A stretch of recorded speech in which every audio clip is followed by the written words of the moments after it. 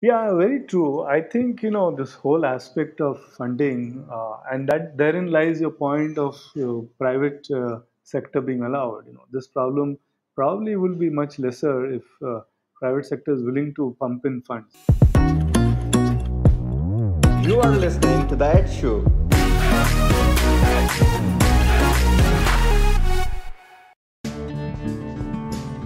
Welcome to The Ed Show, a podcast where I sit with some amazing personalities from across sectors and borders to have meaningful conversation on topics that matters to us.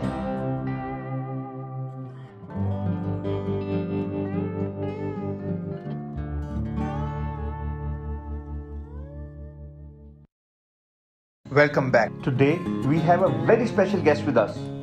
He is a well known entrepreneur, an investor, an amazing author who has authored some amazing books. And one of his books on business strategies, titled Born to Baba, received rave reviews and was listed by Amazon in its prestigious list of memorable books of 2018. He is someone who has served on the boards of various flagship organizations, including BNP Paribas Asset Management, IDBI Bank, Maya Entertainment, and more. He was the chairman of Confederation of Indian Industries for Western Region and was the man behind one of the largest skill development organizations in the world as CEO and MD of Aptech Limited, and currently sits on the board of Aptech along with many other organizations. He is also a partner in Indian-based venture capital firm 100x.vc. He is Ninad Karpe. Hi Ninad, welcome on the show. Delighted to be on the show. Ninad, first of all, congratulations for writing such an amazing book, Born to Baba. It has actually done wonders. I believe this is the second year of the book. It is. It was actually inspired when I saw the movie Skyfall of James Bond, and I was so taken aback with the fact that the character of James Bond was reinvented so much. And can you imagine that led to various insights into business strategies and analogies. And so the first chapter is on James Bond. That's why Bond, and how the character was reinvented and how Skyfall became so successful and the need for each business to reinvent. And the last chapter is on Baba and how they are getting into business. So that's why Bond to Baba. Great. Sounds exciting. Ninad, we both know each other for a very long time, and I've seen the work you have done in skill development space while spearheading Eptech. Can you share a little brief about your journey in the skill development space? So Aptech was a very interesting experience. I am still a director. I'm no operational responsibility. I was CEO MD for 7 years, and it is a very interesting business because of a couple of reasons. It's a listed company, of course. It's the only brand, probably from India, consumer brand, which is there in more than 20 plus emerging countries. So 27.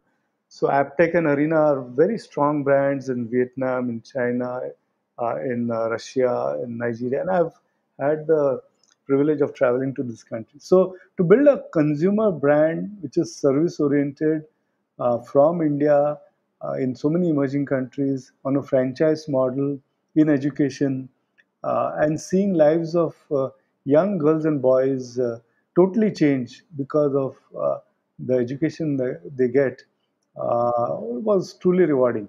The main thing was important part was how do you give consistent education across so many centers, and how do you ensure that the end of that course, the young girl or boy got a decent job and changed the livelihood for her and him and their family. The way skill development was mushrooming back then when Aptech or similar institutions came to existence was actually a time when we had little or no understanding of technology. And now that our younger generation is getting more equipped with the technology and that they have already started learning technology at a very young age, don't you feel that our government should formalize the skill education system for schools rather than making it informal? I agree with you 100%, Himanshu. Today coding is treated as a new English, and the kids as young as class 4 also want to learn coding class 5, and they're delighted to learn and see the magic of code and see it in front of their eyes. So I'm just giving one illustration of how it has reached that level. and it can happen for everything, just not coding. But yes, it has to start. I think probably a sixth onwards is the right time to expose kids to some bit of these kind of other vocations. Oh, yes.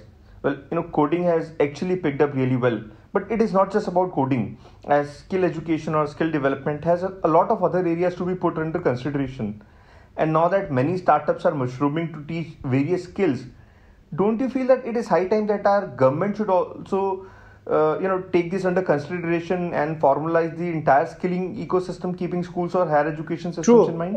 The hopefully the sunrise in this whole horizon is the new education policy, which has actually specifically spoken on this issue. It has suggested that schools should co-opt with local vocational education institutions, ITIs, and get them to interact with the kids. So let's hope it happens soon. Let's hope it happens. Well, I truly believe that the national education policy will correct our past, but I'm still a little skeptical about how it will impact our future. Let's remain optimistic, Himanshu. Uh, Implementation will always be a challenge, as it is not just about implementing a policy for once. It is actually a 20-year long plan. And do you think that whatever we will be implementing, 5 years down the line, will be relevant at that point in time? right. No, I agree with you, and I'm not in disagreement, but I still remain optimistic that at least now we have a fairly comprehensive, broad framework.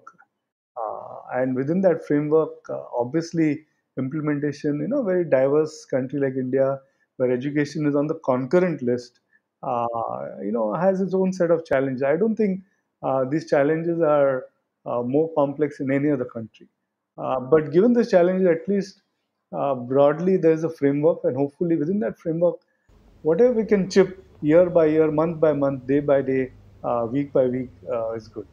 Ninad, you are one person who is always optimistic, and you also believe in simplifying complexities in the entrepreneurial journey. Do you feel that we should also simplify education structure by allowing corporate to enter into the formal education delivery domain? Maybe by allowing them to establish school, colleges, or universities, or as how you would say, allowing Alexander to fill in the gap? True, true. So I am a believer in allowing private sector in social sector on a in a proper frameworked manner, in a proper box with light regulations. Now, let me further elaborate. The social sectors in India are healthcare, education. Let me go to another example in defense. We have seen in the recent 4 5 years, the government, and rightly so, I am in full agreement and support the view that they have allowed private sector participation. In fact, they're encouraging with obviously its own precautions and regulations. Healthcare, they have allowed. Financial services, massive liberalization with foreign companies coming into insurance, which at one point of time was considered a tough sector for allowing foreign companies. Education remains the last bastion. It's a bugbear. I don't think there's unanimity in opinion and policy on this. It has to emerge, and it should emerge. I think if you have proper regulations, it will happen.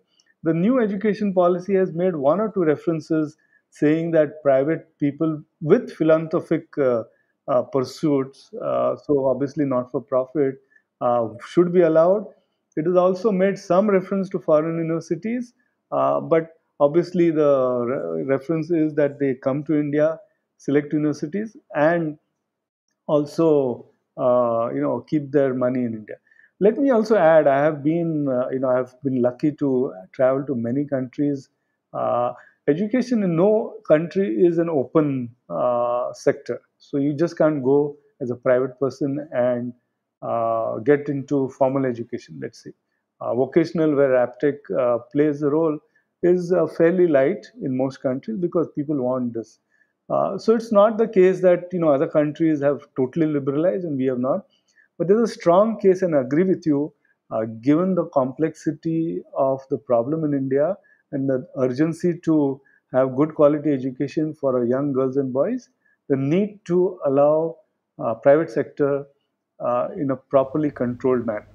The way our government has recently opened up its doors by allowing private universities to enter into India, don't you feel that we should be taking similar steps at the school level as well? So, education is a concurrent list, but by and large, state and center have always had peace for many years by states generally controlling school education and center generally controlling education after K-12. States can do it.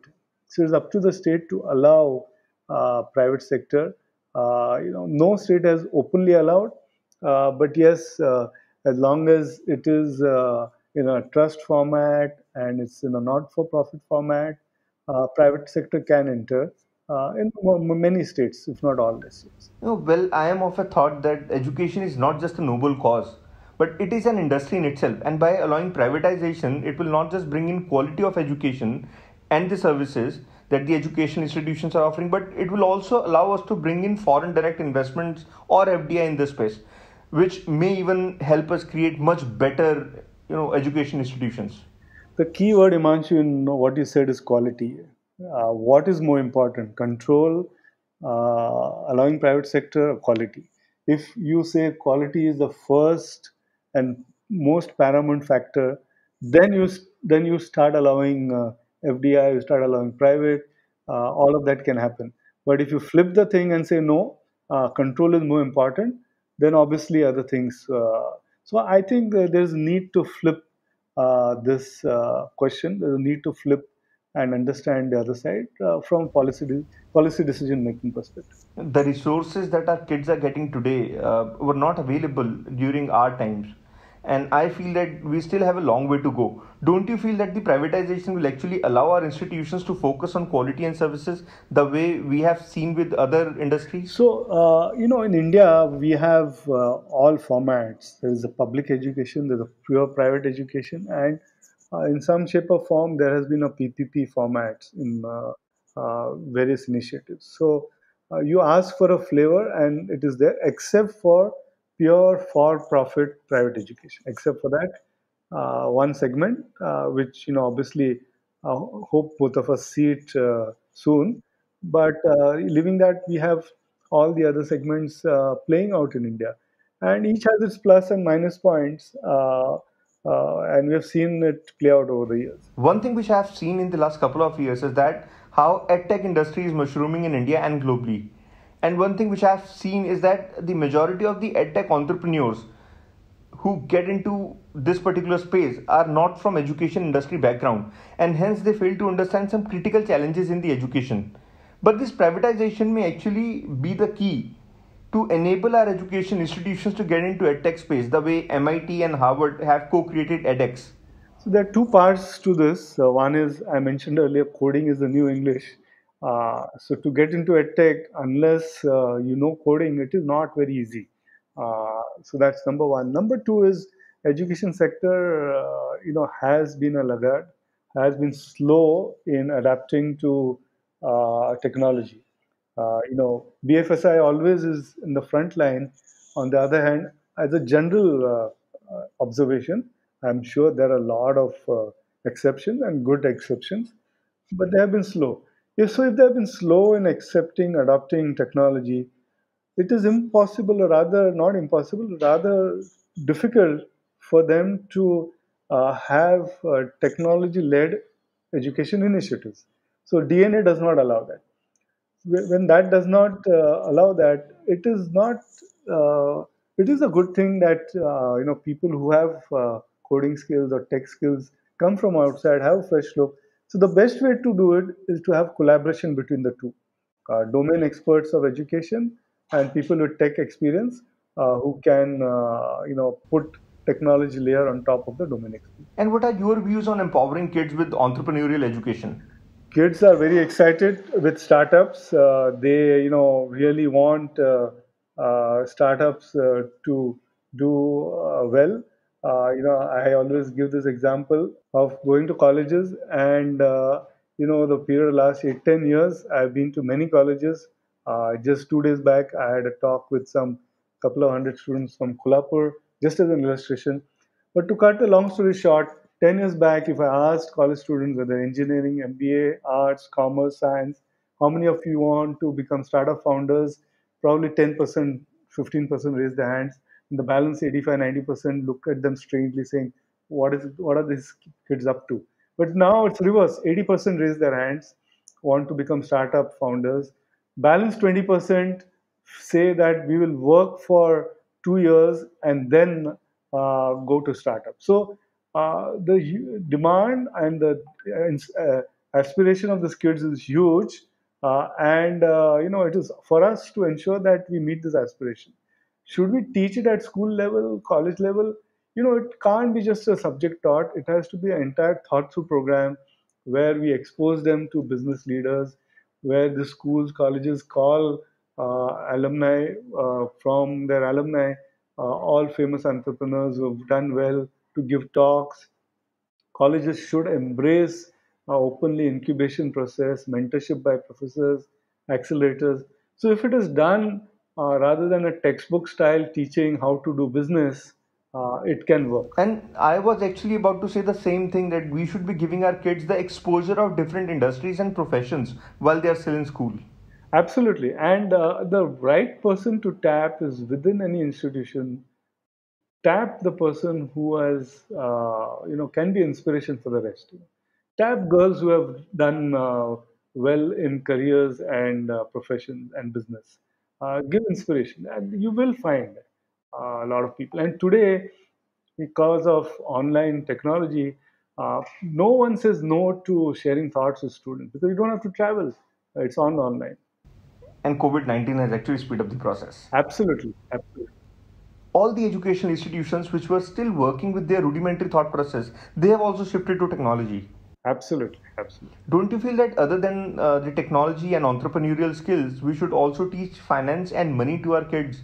As this is a very crucial area, and this area has a much bigger gap to fill, as we still don't teach money management to our students. So, even a rudimentary skill like we have, programs at senior levels, finance or non-finance people, where you just teach basic. They're absolutely essential. When I said coding is the new English, understanding basic finance is also very critical.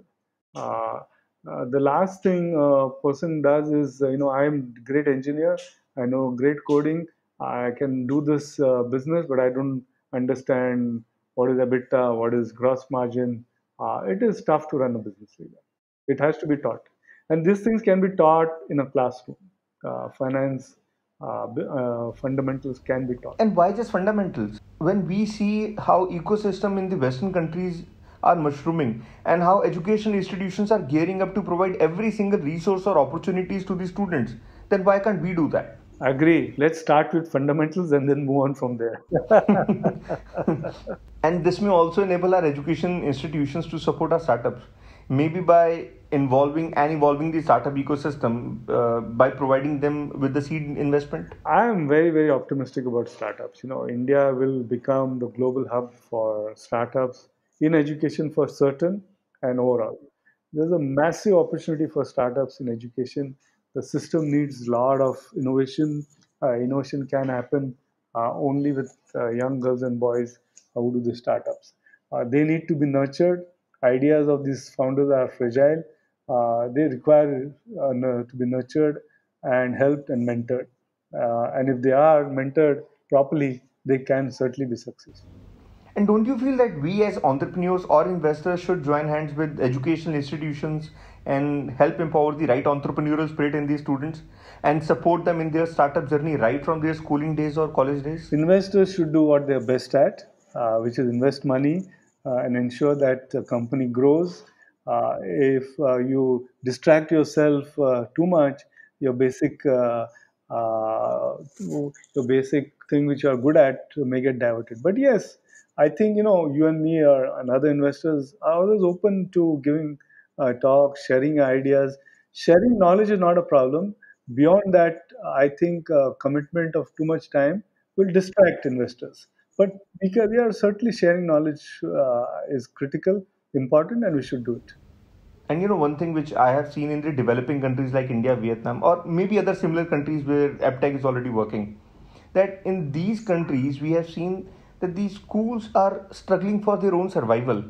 And now, in a scenario where educational institutions are struggling for their own survival, then how can we expect them to deliver quality education? Yeah, very true. I think, this whole aspect of funding, and that therein lies your point of private sector being allowed. This problem probably will be much lesser if private sector is willing to pump in funds. If you're doing it on a not-for-profit charity basis, education always remains, funding and always remains a challenge. Uh, in the developed countries, some large institutes and old institutes have perfected the art in a very, very organized manner of tapping alumni to ensure their future growth by funding.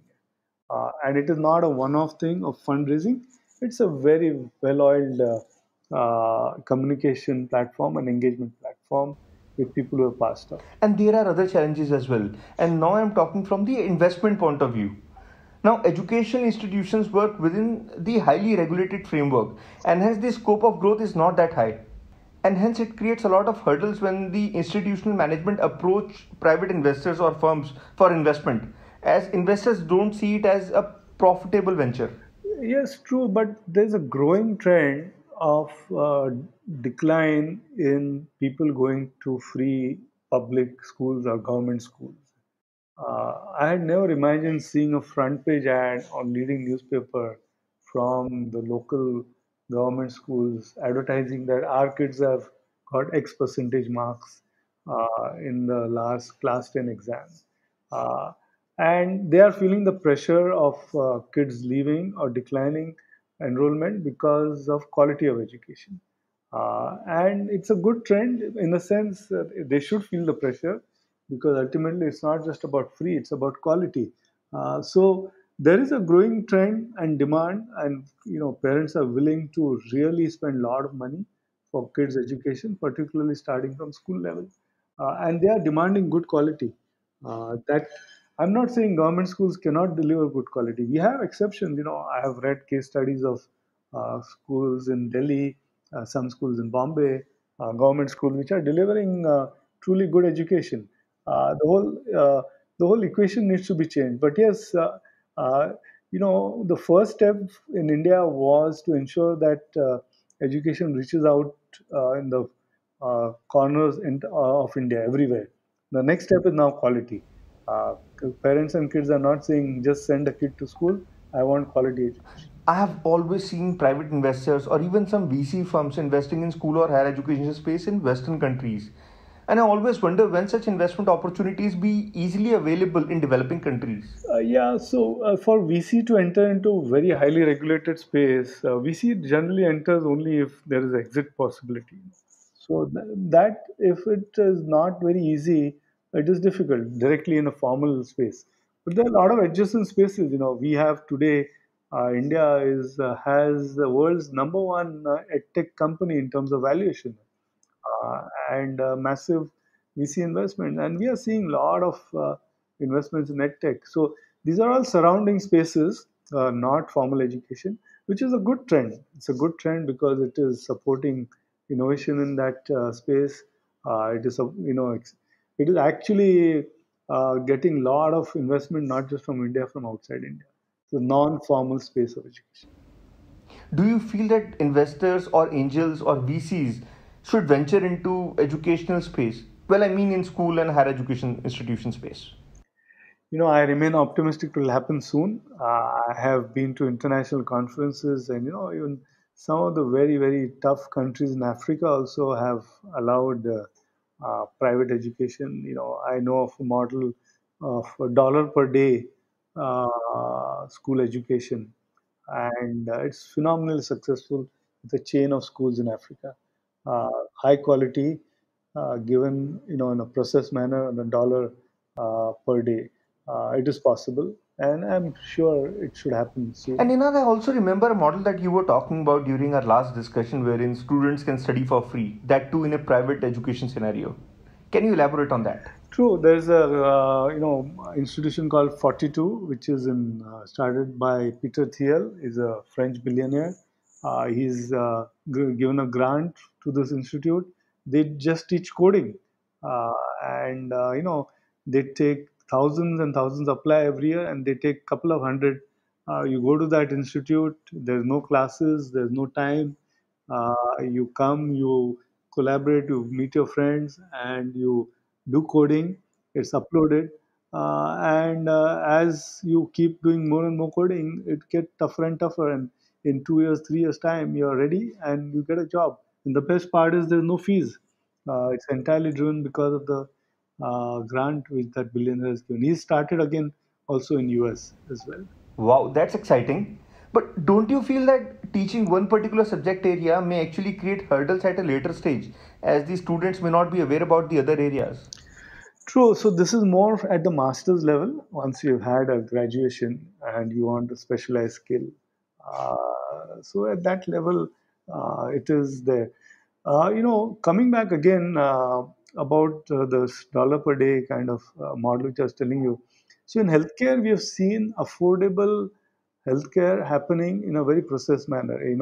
We have the famous story of eye healthcare being delivered, in across the country and started in South at a very affordable rate with very very sharp processes, very strong processes.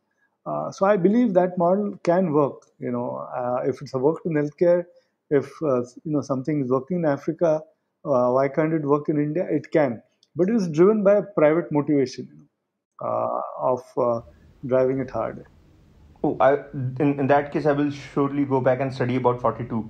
And I believe that we, as developing nation, will also see certain relevant changes in our education space, and we will head towards the privatization in the right format. So obviously, the government has to do a lot of strategic framework in order to allow privatization in education space. Keeping the same in mind, we also see that today our youth also wants to move out of the country for higher studies. Will it change the trend? So this will change the trend because of COVID and the fact that a lot of it is going online. My belief is fundamentally a lot of people will do online sitting from India and a small portion of that being on campus. So good quality education will become more affordable, and it actually is an interesting opportunity for the best universities in India and teachers in India to offer the same to in a reverse manner to students outside India. It just requires a broader vision and an ability to think of going international. Today our best universities, and we do have very good universities and teachers, have not leveraged probably or have had not had the opportunity to leverage their strengths internationally. So if Aptech can do it, why can't the best universities? As simple as that. And now that COVID has also speed up the process of online education and self-learning, don't you feel that with this, our schools should also get into the online teaching mechanism wherein they can also tap desired students from other states and countries? Probably at the school level, it might take some more time. They have embraced this new reality very well. But to get students from outside at the school level, I would be a little hesitant. It may be possible, across 10th, 11th, 12th area, but below that may be tough. Having said that, the CBSE as a board uh, and its reach internationally is there, not as much as I would like it to be, because I fundamentally believe there's a big scope for a board, probably like CBSE or any other board, which can be the standard for emerging countries, and have a and if that happens, that will then encourage the rest. So we do have IB, we do have IGCSE, we do have some international standards and boards for school education. The time is ripe to have a similar thing from India uh, for across the world, specifically targeting aspirations of developing countries and emerging countries. And CBSE is there. They have a fantastic course. They are very dynamic in their approach. It's an opportunity waiting to happen. And don't you feel that the online education will be the next big thing after the campus-based learning mechanism? So I had written an article where the title was Geography is History. And the whole base of the article was that geography does not matter now of location of education institution. And one can get the best education sitting anywhere in the world. I agree with you 100%. It's a game changer for the education sector, and it will change permanently a lot of the old facets. Well, which means that the campus-based learning mechanism may deplete, if not fading away completely. Yeah, it will lose its sense of importance. Obviously, social interactions are critical, needed. But instead of having 100% campus, probably the percentage will keep declining. And with this, it's time to say goodbye to you, Ninal. Thank you for taking out time for this meaningful conversation. Thank you, Manshu, for inviting me to this show. It's brilliantly crafted. It's the need of the hour, and it's something I'm looking forward to listening to other episodes as well. Thank you. I hope that you all have enjoyed listening to this conversation with Ninad Karpe. If you have liked this conversation, then do rate us on Apple Podcasts and share it in your network. And we will meet again in the next episode with another amazing guest. Thank you for listening to The Edge Show. You can now listen to the same podcast on Apple and Google Podcasts, or you can watch it live on YouTube. And I'll see you in the next episode. Till then, stay safe and stay happy.